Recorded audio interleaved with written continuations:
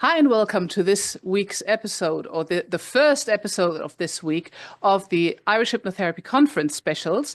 We are in the run-up to the Irish Hypnotherapy Conference in Dublin on the 5th and 6th of April. We're introducing the speakers, and they're talking about either what they're going to be talking about at the conference or some other subject that is interesting to our group. And today I have John Scanlon. He isn't just the speaker of the conference, he's the organizer, and he's been putting in a whole lot of work to make this conference a reality.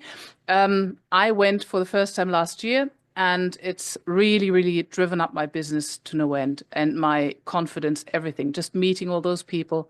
And I think that's what John created the conference for. Isn't that right? Hello, John. Yeah, I mean, the conference was created for really, it's four objectives. One is to educate people, so upskill, whatever.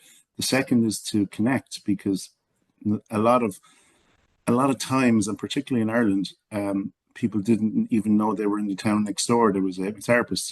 It was like people were very, very disconnected. So the idea is to connect people, and to do that through learning and also having a whole lot of fun. Because the ultimate objective is to build a community behind it and then expand hypnotherapy in the country. That's pretty much the four steps that we're trying to get to. Yeah, beautiful. And you are also a hypnotherapist, of course. Yes. And I know that one of your specialties is functional neurological disorder. Correct. We're not talking about that, though, today. We are talking about adoption. Correct. So first of all, what's your connection to adoption? I'm adopted. So that's where my interest immediately stemmed from.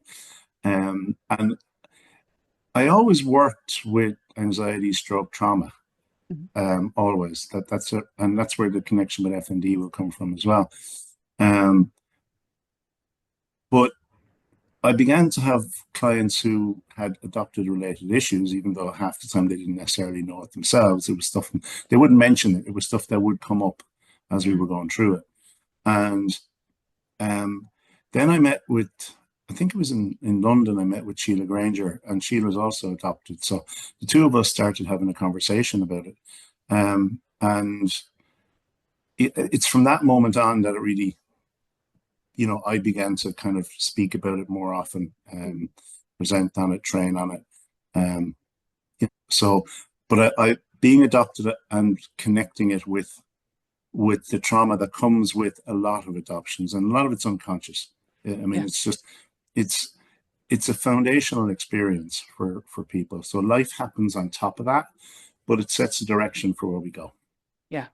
And often we end up if we understand that there's adoption related issues, and they're not the same for everybody, because as I said, life happens on top of it all, but it can give an insight into problems that people are having today.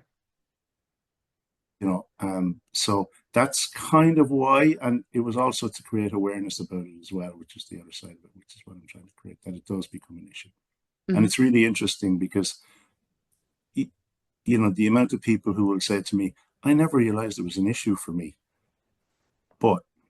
And then they realized, but I was adopted, and these kind of things kept happening to me. So they were kind of unconscious responses that were taking place. A lot of times built on rejection, a lot of times built on, identity issues. It's because that's one of the foundational keys that happens, is that you spend 9 months in a mother's womb, and you get used to a certain energy, you get used to a certain connection, and then suddenly you're no longer there. And even though you can't verbally speak, you still feel. Yeah. And that stays with the child as you go through life. But it's more than just the child, because there's a triad involved. There's the birth mother and birth father, and then there's the adoptive parents as well. So there's effects on everybody. I suppose for me, I mean, I am adopted. I lost my father at 15, then I lost my mother at 17. and I lost my grandmother at 21 who lived with us. So by the time I was 21, I'd lost the four most significant adults in my life. So it was a fair journey through my 20s. And hypnotherapy was the thing that actually helped me to overcome a lot of the challenges. I'm not saying all of them, but a lot of them. So many of them they're not logical. They're in the emotional part of our brains, they're unconscious. And accessing the feelings that we feel, whether it's, I don't actually know who I am, I don't fit in somewhere, or, I was given up, so I don't want to be rejected again. So therefore, I won't commit, I won't trust, or I leave before I get hurt again. Mm. There's all of these kind of issues that keep coming up. Just the medical issues that you don't necessarily know your DNA or, what your medical history is, even though they're probably easier to find. I, for one, I don't know my medical history and I don't want to know deliberately, but that's my choice. So there's a whole load of issues that come up, and it's about creating awareness about them. It's about helping people to spot them if they're there in a practice, if they come up in a client, because clients won't often come in and go, adoption is an issue for me. Mm-hmm. But they may want to know, I've had things like, can you hypnotize me to bring me back to, something that happened when I was 2 years of age? Because I'm trying to remember I was adopted at 2.5, and I have this sense of something. Yeah. But a lot of these people will be very successful people, but there's something there that they're missing. And it's about connecting back in with that. That's what they're looking for. And that's what comes from a lot of these experiences. And there's a huge amount of happy stuff as well.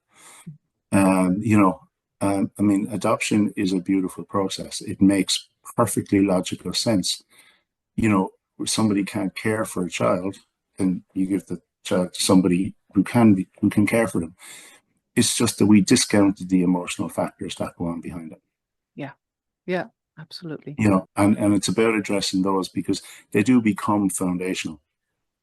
One of the things that I suppose base so much of it on is the principle of logical levels.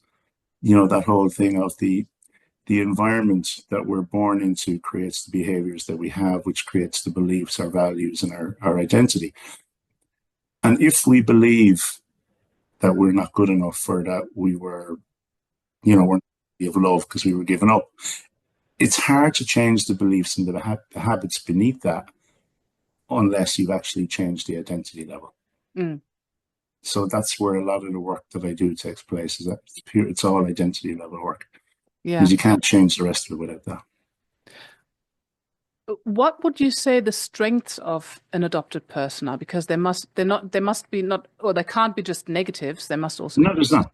They're very positive. There's a lot of positive. There's a lot of resilience. Mm-hmm. There is also, and it depends on the environment then that they grow up in after that themselves. If they're surrounded by a supportive family, it's just, for a lot of people, it's not an issue.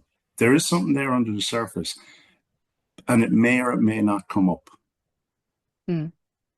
But it does depend on how people's lives go. Like I said, it just sets the direction. If you can tweak the direction by, a child coming to a loving, warm home environment where they're absolutely loved and they can feel it, you just reset the direction.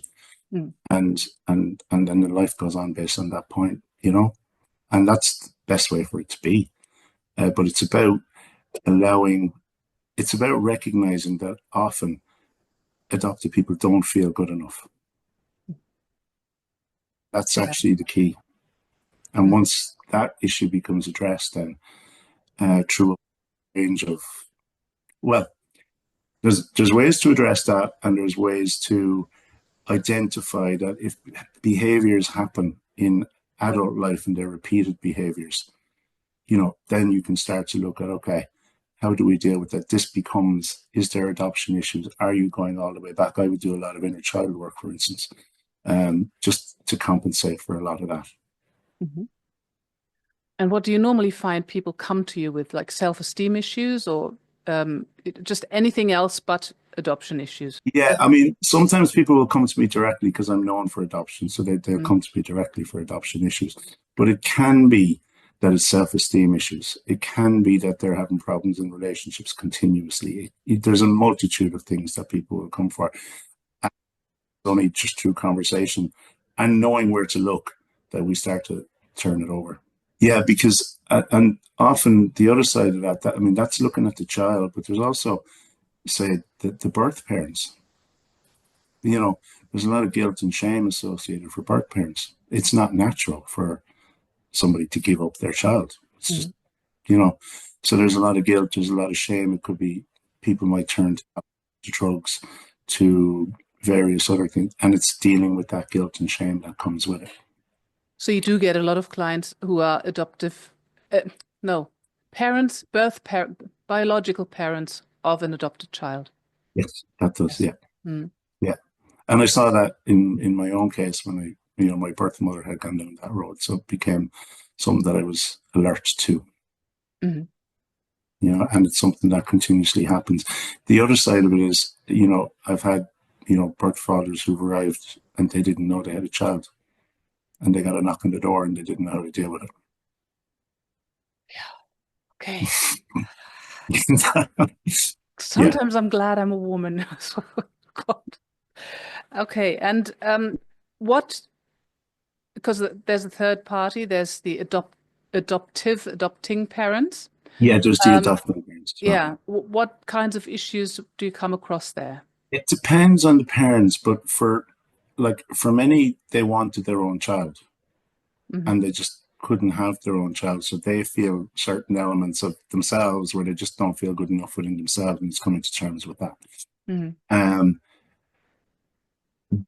The other side of it is in the world that we're living in today, we have a lot of, say, people coming from other cultures and they have to integrate back integrate into our culture as a child. And particularly if there's different skin colors or whatever, that can actually, depending on language, it can, depending on the age they're adopted at. So there's all kinds of different permutations that go on here. And everybody, there's no set formula for dealing with everything. It's like when I'm training anybody, and the way I learned it myself, is that you work on a set of principles and you're just identifying, you shift the technique then, or you shift the direction to match the specific set of circumstances. Can you explain that with an example? Okay. I'm going to explain that with an example. Right. You're catching me now on the hoof, but. Sorry. No, you're all right, because I do it all the time. I mean, I'd be a huge one. I think you've seen me use, say, what Freddie Jacquin does, which is psychological decapitation.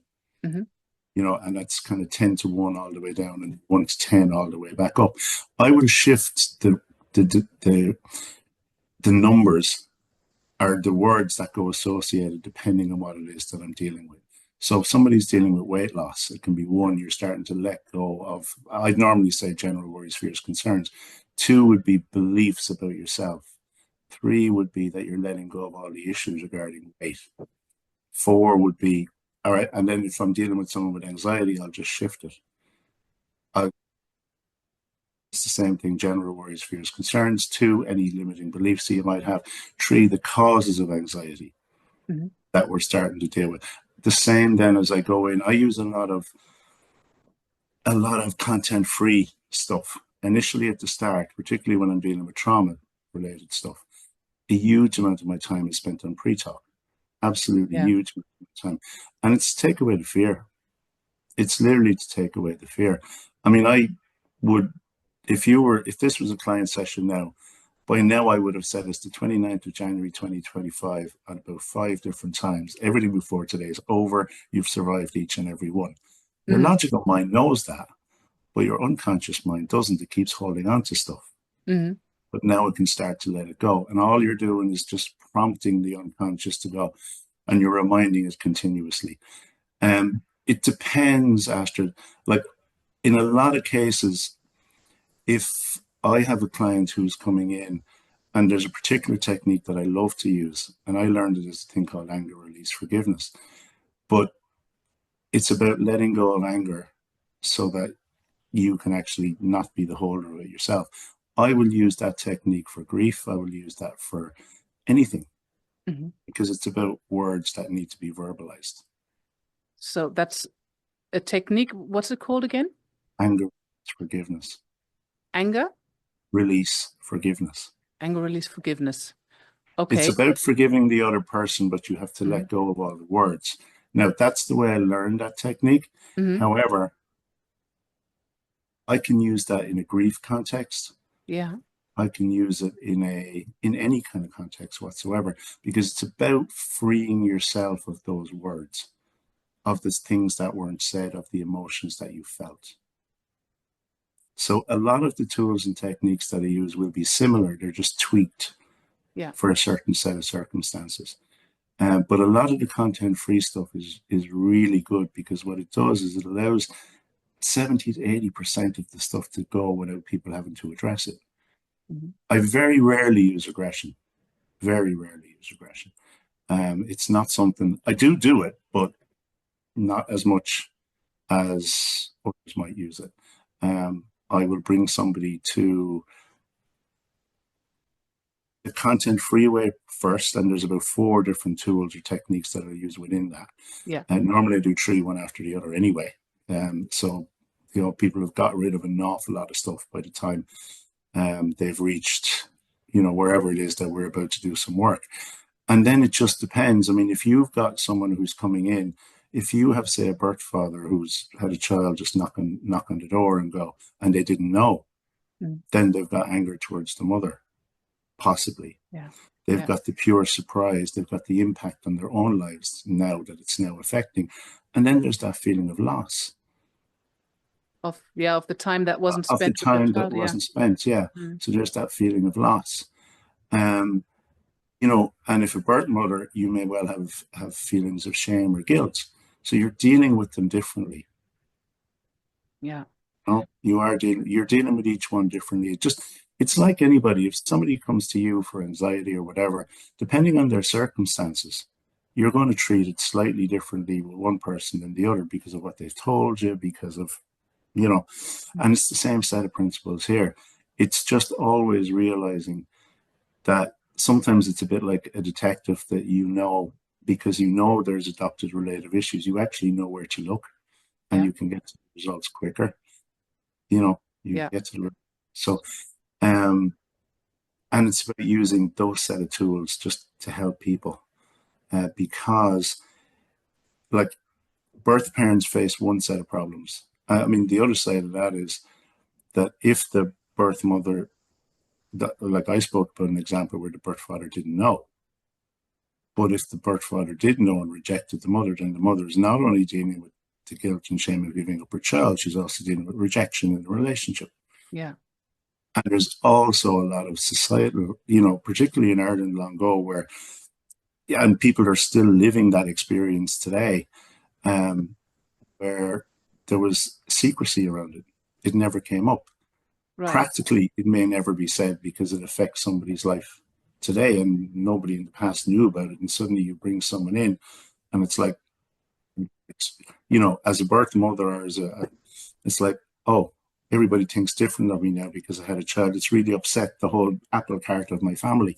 Yeah. It literally does depend on every different set of circumstances, but it is about being aware of them. But when I'm dealing with the child, there's a huge amount of making sure that the child knows that they're loved. Ultimately, that's what it is about. Because if, as a child, you're adopted at birth, you're rejected. And it's about making up. Yeah. As a child. Yeah. Yeah. So going back to your pre-talk, basically. Yes. Before the pre-talk, you said there is a lot of fear. Is that specific now to the subject of adoption in all 3 constellations?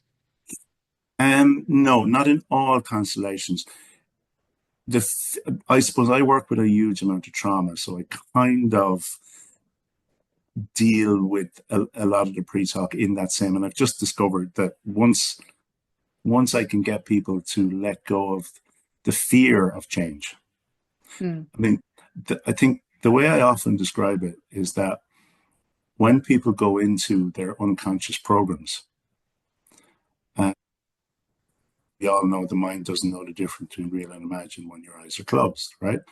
So when people go into those programs, the more emotion that's attached to it, it's like a movie that you're watching, that when if somebody walked into the room, you wouldn't even hear them. You're just focused on that movie.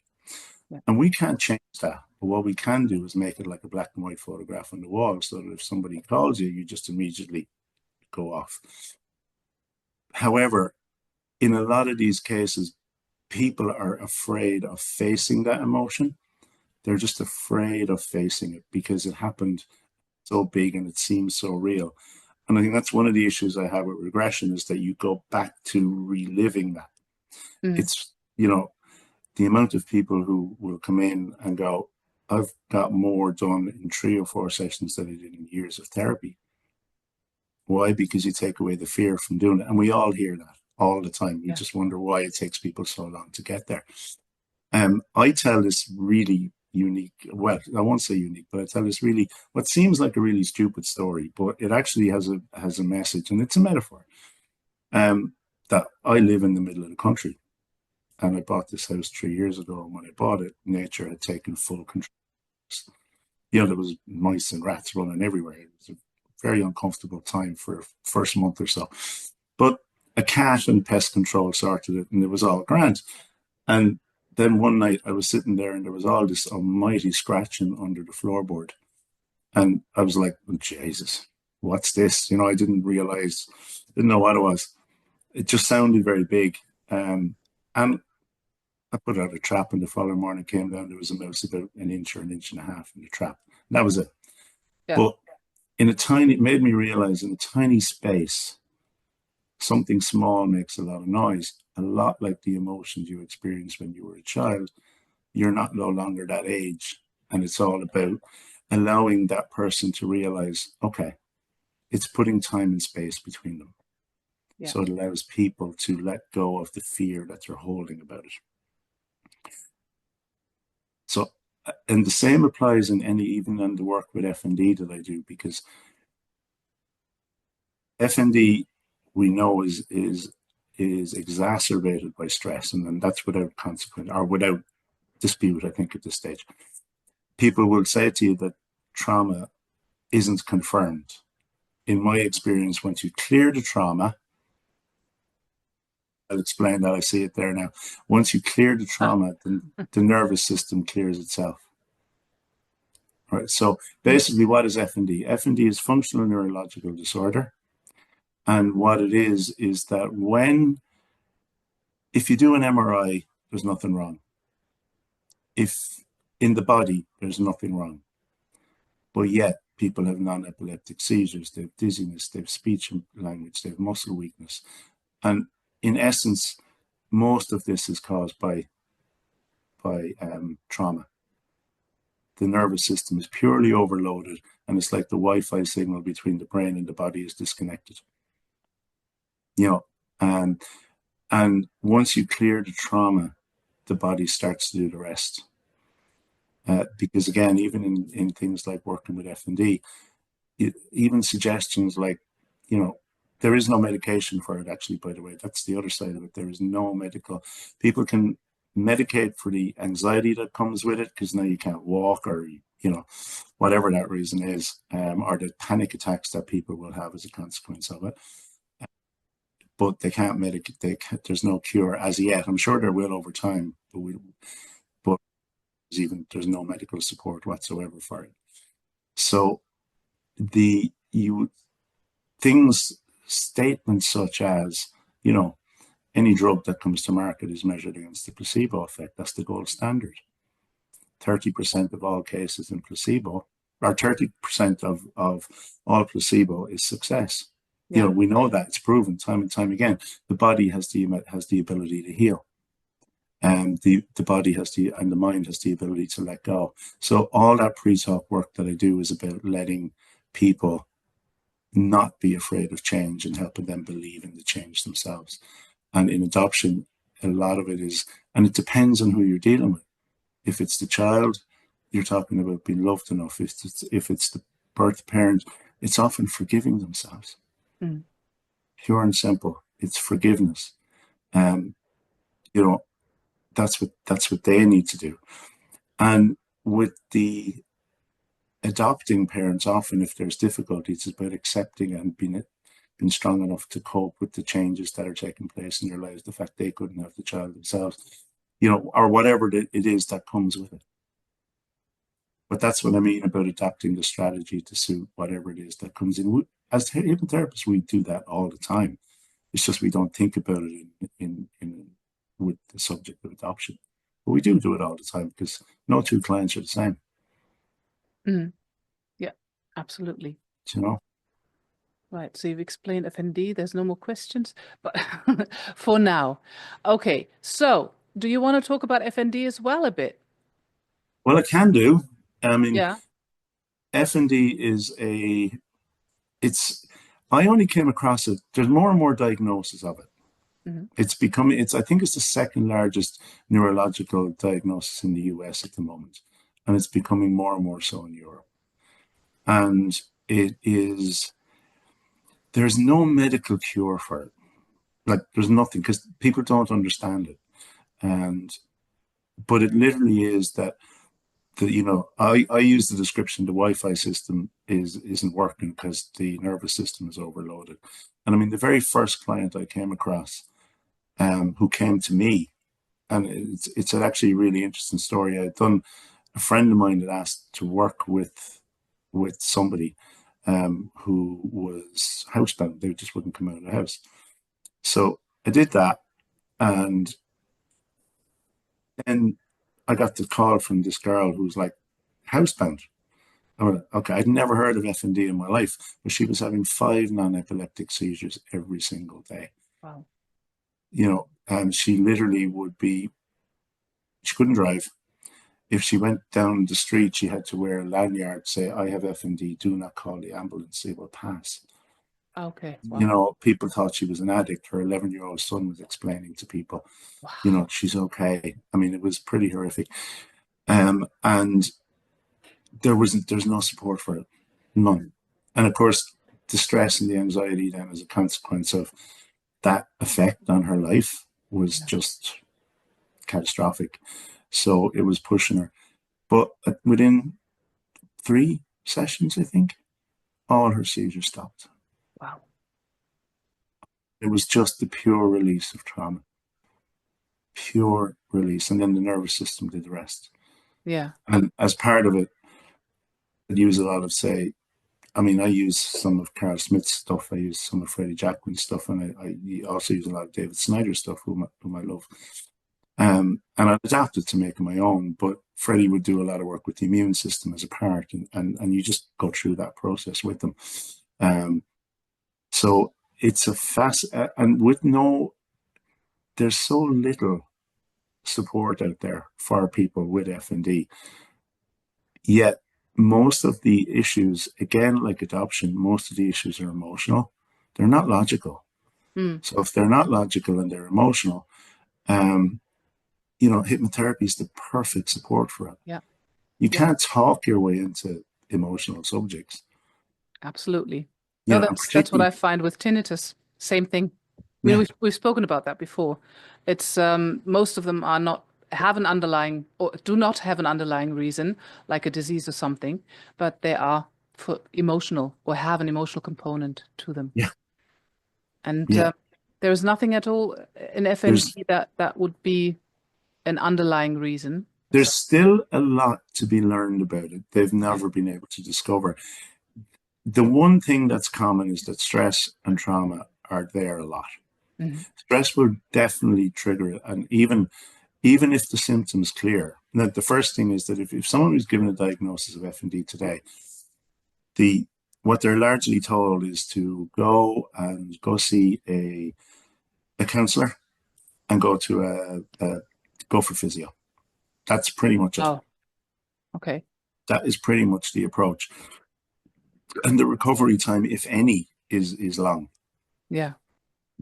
But by accepting that a lot of this is emotional, and I'm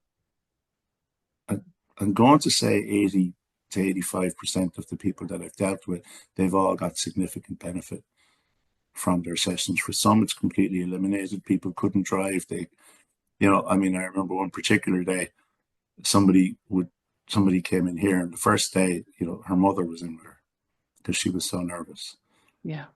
The second day, I think her partner dropped her off. The third day, she drove in herself. She'd come to me because she couldn't drive because she was dizzy because she'd FND. Yeah. She was Wow. getting dizzy spells. And I said, how are we doing? I don't know. That's what she said to me. I don't know. And I said, how did you get here today? Oh, I drove. People forget that. Isn't it funny? Yeah, I was going to say, yeah. Yeah,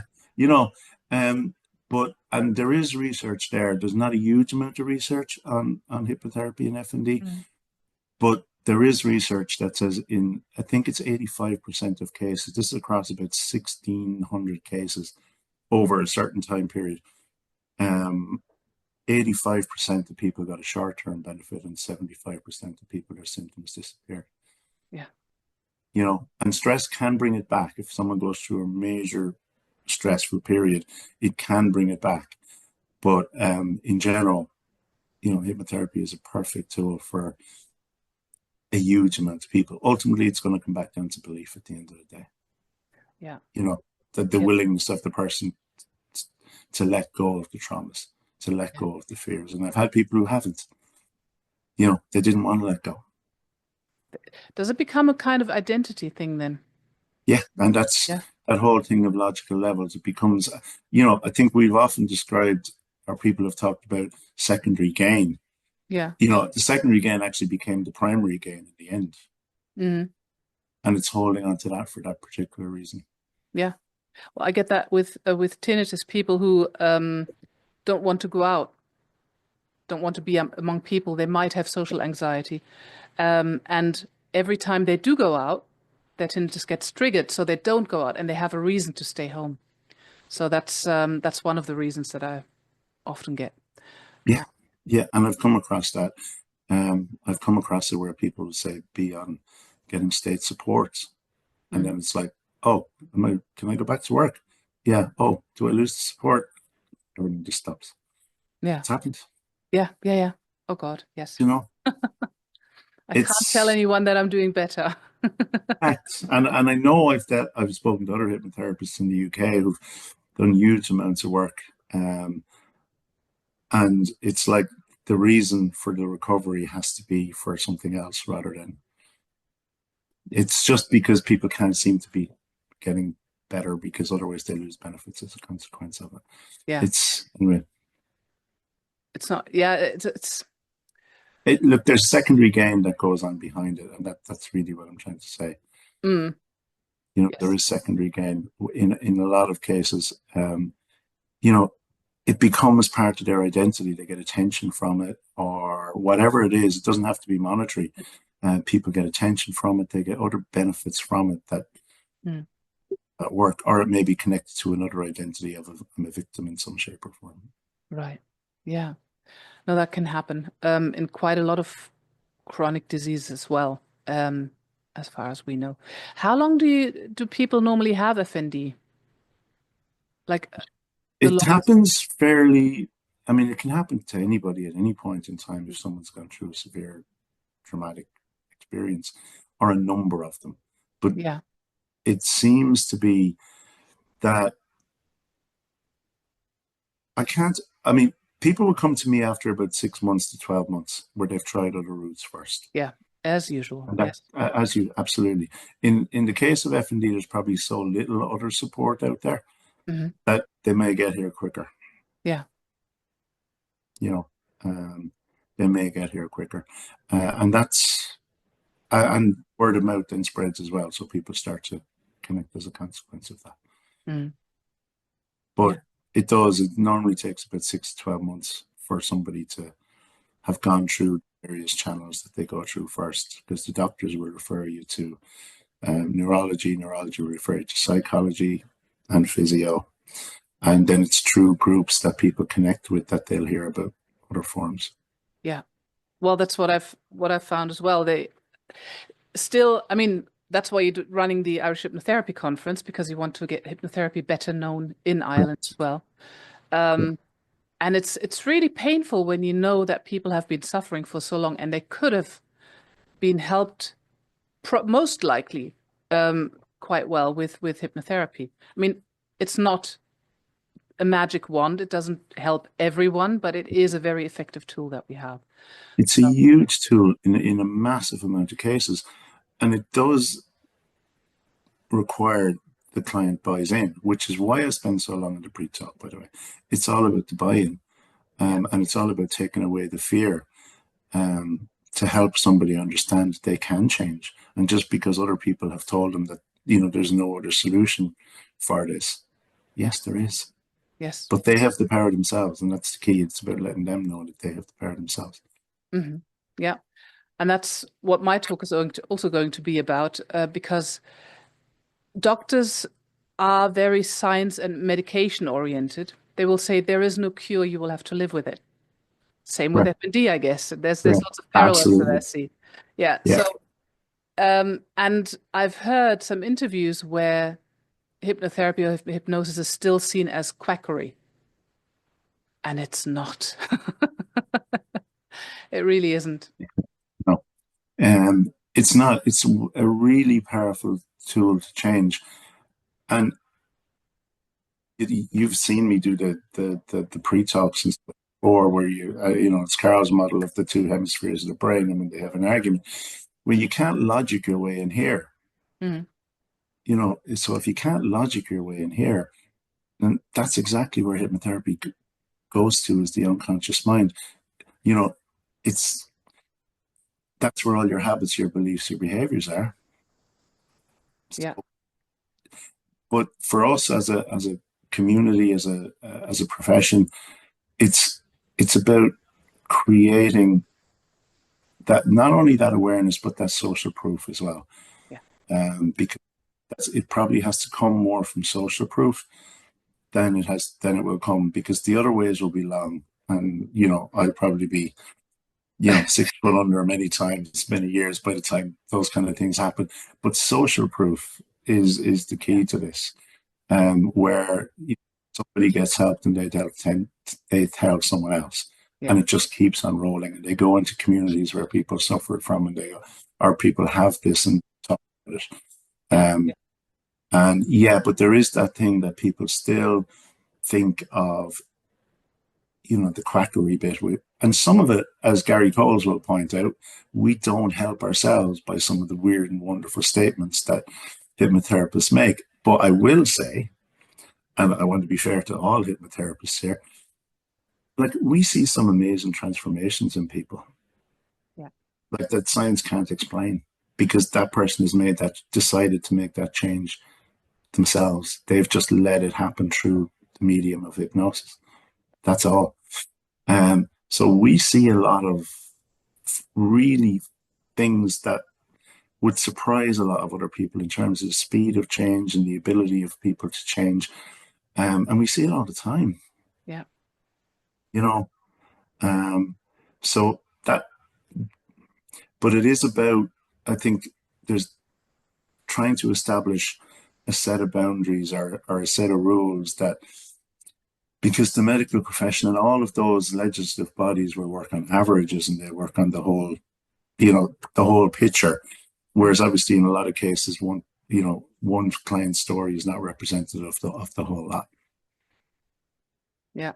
Um, and but the job of the conference is to try and promote hypnotherapy through the research stuff, and through trying to promote research and get that information out there, and at the same time using that business model of, you know you help more and more people, they tell more and more people become aware, so that Yeah. the food more people who need it then get the support, and it takes away some of the fear. Because if your neighbor had it and you think it's quackery, but they tell you it's great and it worked for them,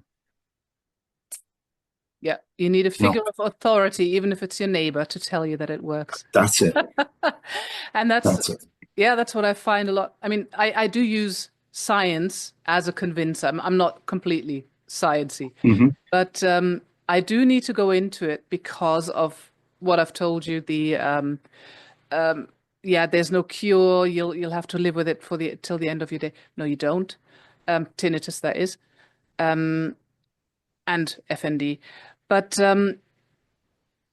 that science, as you said, trials would exclude the placebo effect. Yes. And we do want the placebo effect. That is exactly the important thing that we need. Exactly what we're looking for. Yeah. And that's why we're never going to prove hypnotherapy with science, I don't think. I mean, we can, but we would not be able to do the gold standard of science, of scientific trials. Well, And another funny thing, just while I'm at it, do you know why CBT is supposed to be better than hypnotherapy? Because there's more research on it. It's been, it's an established method. It's been researched a lot in hypnotherapy. No, we don't have enough. And same with mindfulness, actually, spend a lot of money on research. Same with, mindfulness. Mindfulness is the newest one, but that's a completely different, it works completely differently internally. Absolutely. No, absolutely. Sorry, I did hear that on CBT before. It is about the money that's spent on research. Yeah. And the fact that it's new, it's easier to research stuff, because hypnotherapy's been around for a long time. So from the conference's job really is to promote it as an alternative to people, but a strong alternative. It is a very strong alternative, yeah. I mean, yes, people will like to talk their problems away. That will happen. People do want to be heard. As hypnotherapists, that's probably not our strong suit. I'm sure for some people it is. They can merge that part but we tend to be solution focused, tend to get people, get their problems resolved much quicker than any other mechanism. And all it needs is the client's permission. But a huge part of that is up to us to persuade the client, to persuade the public that hypnotherapy is a change, because they've seen their neighbor quit smoking, they've seen their neighbor lose weight, they've seen their neighbor overcome depression, or whatever it is that, has happened. Yeah, indeed. Yeah. Yes. Hopefully, I mean, in Dublin, we will be talking about over 30 odd talks. Everything from pre-surgical hypnosis to, psychoimmunology, which, psychoneuroimmunology, yes. Psychoneuroimmunology. It is a mouthful. The mind-body connection, and how is the next big thing. There'll be everything from the medical side to, the business side of it, to all the tools and techniques that people can use in various forms in their practices, as well as the connecting, the fun, the dinner. So it's going to be, a magnet for anybody who comes. It is. You do learn a lot, and you do meet a lot of people. You get to hang out with all the presenters, including me. No, maybe not. Yes, you do, but maybe you don't want to. Up to you. You see me almost every week at the moment. So anyway, do get your tickets. Today is the last day of the early bird, isn't it? It is actually, it is. Oh my God. So €299 for a ticket for 2 days, including the dinner, the big dinner on the first evening, the Saturday evening, and Saturday lunch, coffee and tea. Lunch both days, yeah. Yeah, because I remember we spent lots of money on coffee last year, like That's right. €5, £4 for a Starbucks or something, or was it even?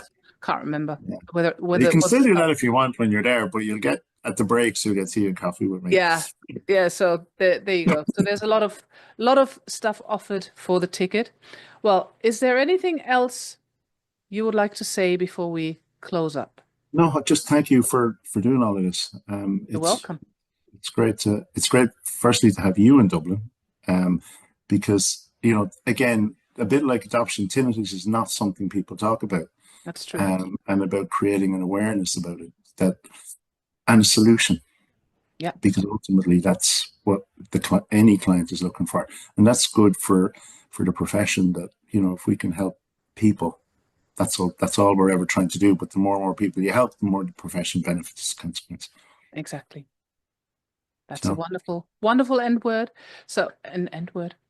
You know what I mean? Yeah. Anyway, I would like to say thank you to everyone and everyone who's watching the replay. If you do have any questions, put them into the chat, no, in the chat, put them into the comments, and John might just answer them. Absolutely. Please, no problem whatsoever. All right. Thanks for coming, John. John Thank Scanlon you. of Empower Hypnotherapy in Gorey? Wexford. Gorey. Yeah. There we go, Ireland. Okay, thank you very much. See you soon. Bye-bye.